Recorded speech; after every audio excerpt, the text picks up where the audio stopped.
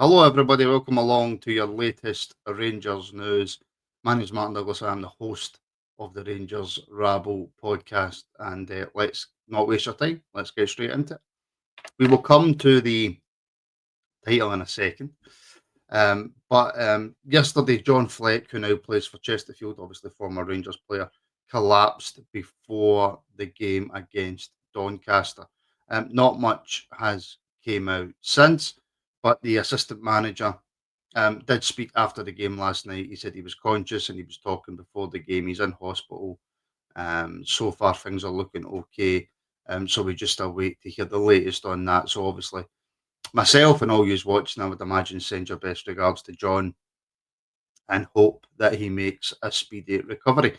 Now, why is there a young picture of Alan McCoist next to me? I hear you ask. Well, Alan McCoist has been talking in the media, as Alan McCoist does.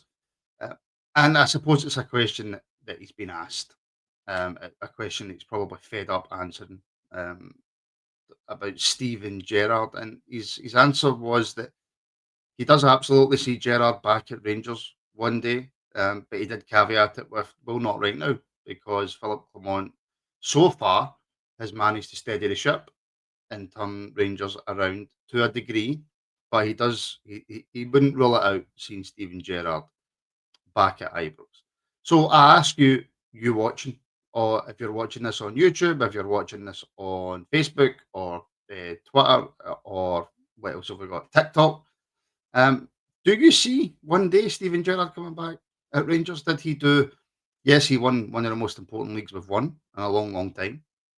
But out with that, did Steven Gerrard do enough um, to warrant getting his job back? And since he's left, has he done enough to warrant his job back at Rangers? I'll be interested to see what you guys say in the comments. Now, I do tend to keep these wee news briefings short. This one will be a wee bit longer, but I tend to keep these short. So the main crust of why we're here today, it was reported yesterday that Girona president is looking at possibly bringing Yanis Hagi to the football club. Now, Yanis Hagi is out of contract in the summer. We all know what happened with regards to the B team, how he was put to the side with contract disputes. Rangers have offered Yanis Hagi a new contract. He is yet to give them their answer. And not Girona, sorry, Genoa. That's bad. Genoa. And the owner of Genoa is Dan. I don't know how to pronounce it properly. Dan Tuku, I think it's how it's pronounced. Massive fan of Hadji, and the talk is that the contract offer over the length of the contract will be worth round about £5 million to Yanis Hadji, which is more than what Rangers can offer. So the question is, does he up sticks and does he move across Genoa? Does he go across to Italy? Or does he sign a new contract and stay at Rangers? Now, ask yourself this one question. If you were Yanis, what would you do? We know he loves the club. We know he absolutely loves the club. But if we're being brutally honest, he hasn't been treated the best. He hasn't thrown into the B team contract disputes. It was the board that initiated that initial contract.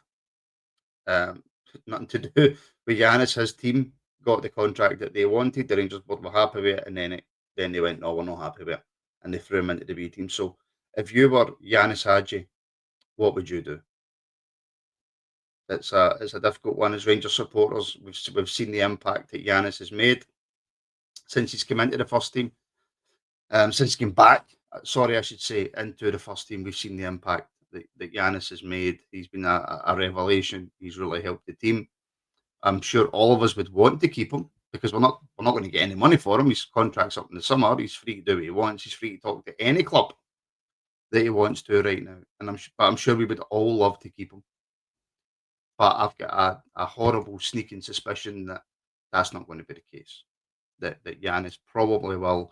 And it's money. And football is a short career. Yes, these guys are millionaires, but money doesn't last forever. So you're going to do everything that you possibly can to make as much money as you can, regardless of how much you love a club. There's examples of people who stay at clubs their whole career, but that's few and far between in football now. So So take your Rangers hat off. If you were Yanis, what would you do? What would you do in this situation? Would you take the money? Would you move to a slightly warmer country? Or would you stay at Rangers? And I know it's a difficult question for us to answer as Rangers fans, because of course we're going to say yes, absolutely. We will stay at Rangers. Just finally, again, something I put out on socials yesterday. Tom Behan of Castore was doing an interview, and he was asked, what gave you that initial bounce? What helped Castore really grow? And his answer was quite simply Rangers. Rangers have helped make Castore a £1 billion company. He What I found interesting about what he said was he said, the Premier League, fans across the world watch them, but they're tuning in to watch four or maybe five teams. Castore have obviously got sponsorships with the England cricket team, with teams in the Premier League. And his takeaway from it was the Rangers fan base is global, unlike few clubs, out with your Manchester United, your Liverpools, your Arsenals. Out of a few clubs, Rangers are an absolutely global brand. Which, when you think about somebody like that saying it, I suppose other advertisers, other sponsors out there are hearing that and going, well, hold on a wee minute. Let's see if we can get a wee taste of that. So that can only be a good thing. But the fact that Rangers took a chance in Castore, it's worked out for Castore, it's helped boost their brand, their company, can only be a good thing for the football club moving forward. Now, I could sit here, folks, for the next 20 minutes talking about the youth, talking about the Queen's Park game. We have our members show at 12:30, where we'll be discussing the Queen's Park game. We've got the Friday night rabble tonight. If you're watching this on Friday, the 7th of February, we have that tonight as well. So I could go into a lot more detail about a lot more stuff, but I'll leave it there. This is just a nice wee show to put out in the afternoon for folks who have got a spare 10, 15 minutes. So thank you for watching, folks. Please do like, please do share, please do subscribe. It really helps the channel. And if you've been a long time viewer of the channel and you enjoy the content, then do consider becoming a member. It really does help us out. We've recently done a big overhaul of our members' content. We're putting out much more members' content.